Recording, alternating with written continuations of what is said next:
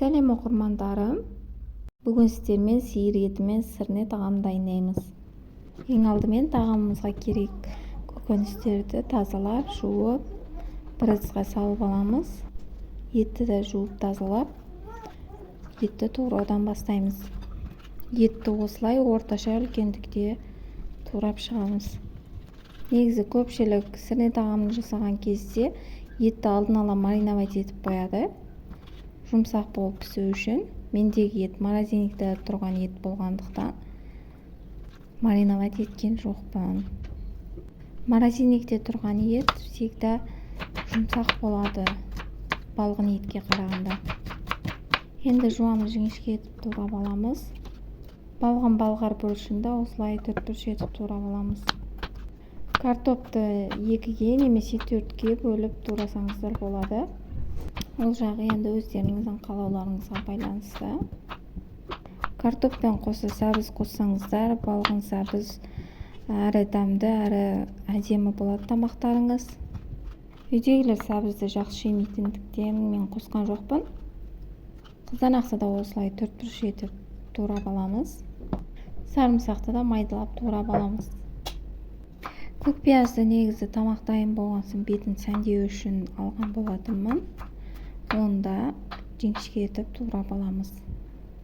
Сіздерде қалауларыңызға көре тамақтың бетін түрлі түсті шөптермен сәндеуіңізге болады. Тамаққа қажетті заттардың бәрін турап алдым.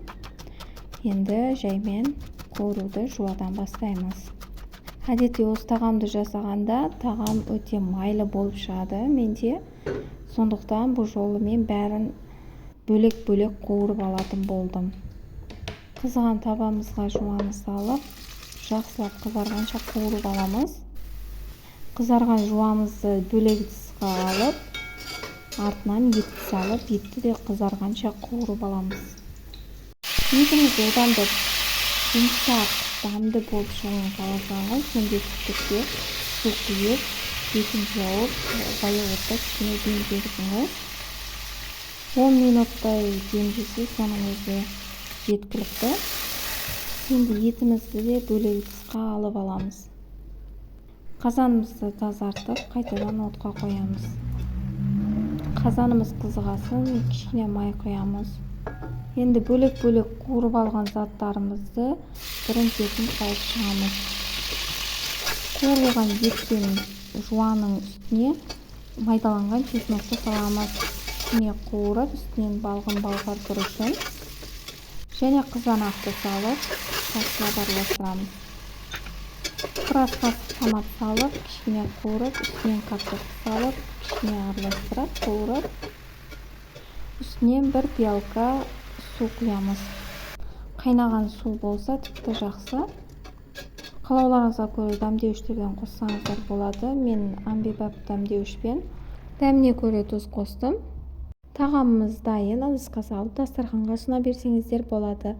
Рецепт ұнаған болса лайк басып, каналыма тіркеліп, достарыңызбен бөлісіп кетіңіздер. Сіздермен болған қаламқас ас болсын.